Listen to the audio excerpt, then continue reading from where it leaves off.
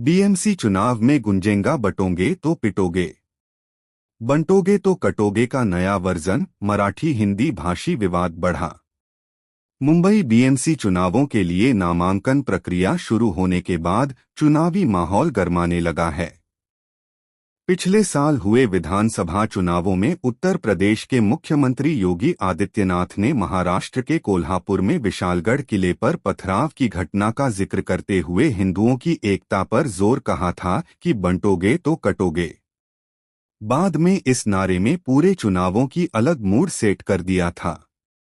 प्रधानमंत्री नरेंद्र मोदी ने फिर कहा था कि एक हैं तो फिर सेफ हैं। 3.5 साल के लंबे इंतजार के बाद हो रहा मुंबई बीएमसी के चुनावों में यह नारा फिर से गूंज रहा है। मुंबई चुनाव में बंटोगे तो पिटोगे। मुंबई में इस नारे की गूंज के मराठी बनाम हिंदी भाषी विवाद भी बढ़ रहा है। ठाकरे ब्रदर्स राज और उद्धव ठाकरे के साथ आने के बाद मनसे भी आक्रामक हो गई है। इससे बंटोगे तो कटोगे के मुद्दे पर बीजेपी और मनसे आमने सामने आ गए हैं।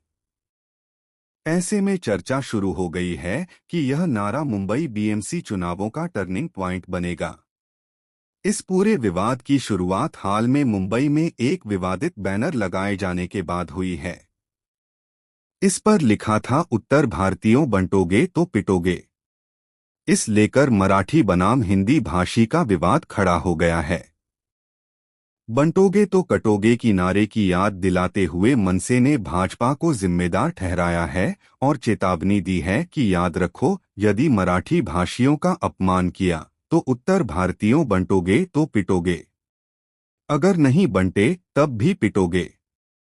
मनसे के बयान को राउत ने दी हवा।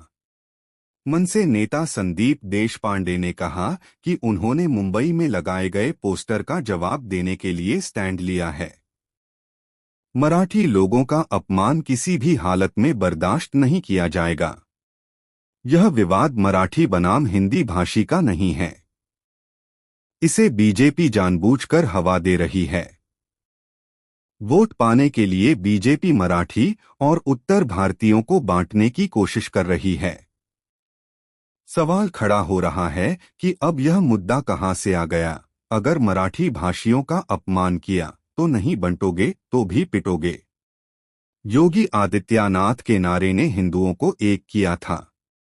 अब बीएमसी चुनावों में इस नारे से मराठियों और उत्तर भारतीयों को एकजुट करने की कोशिश दिख रही है।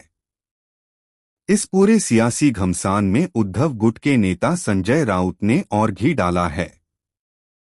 उन्होंने कहा कि यह बीजेपी और शिंदे गुट का काम है।